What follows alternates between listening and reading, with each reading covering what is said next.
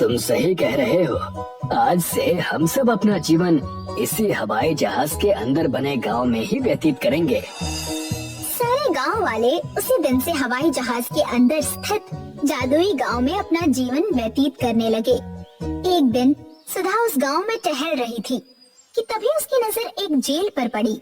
सुधा चौंकते हुए मुखिया से कहती है, मुखिया जी, जादुई गांव में इस जेल का क्या काम है? अगर यहाँ पर जेल है सुधा, तो इसका कोई तो काम जरूर होगा। समय आने पर इसका भी पता चल जाएगा। इधर एक दिन जमींदार आर्यन से कहता है, समझ में नहीं आ रहा आर्यन कि वो सारे गांव वाले कहाँ चले गए। अरे फिर रहे होंगे कहीं, हमें इससे क्या। नहीं आर्यन, हमें उन पर नजर रखनी होगी। आजकल प्रेस मीडिया का दौर है। तुम सुधा को नहीं जानते, वो पढ़ी लिखी है। कहीं ऐसा ना हो कि वो उन सारे गांव वालों को लेकर प्रेस में चली जाए। मैंने उन सारे गांव वालों को वहीं जाते हुए देखा था, जहाँ पर मेरा खंडहर हो चुका हवाई जहाज पड़ा हुआ है। चलिए चलकर देखते हैं। कुछ ही देर में आर्यन और जमींदार उस स्थान पर आ गए। ये मैं क्या देख रहा हूँ जमींदार? ये मेरा हवाई जहाज तो नहीं है। ये तो बहुत ही सुंदर हवाई जहाज है। इसी बात ने तो मुझे भी आश्चर्य में डाल दिया है। चलो अंदर चलकर देखते हैं।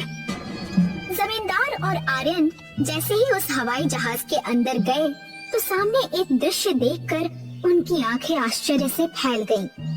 ये कैसे हो सकता है? इसके अंदर तो पूरा गांव मौजूद है। तभी वहाँ पर सुधा और मुखिया पहुँच गए। तुम दोनों यहाँ क्या कर रहे हो?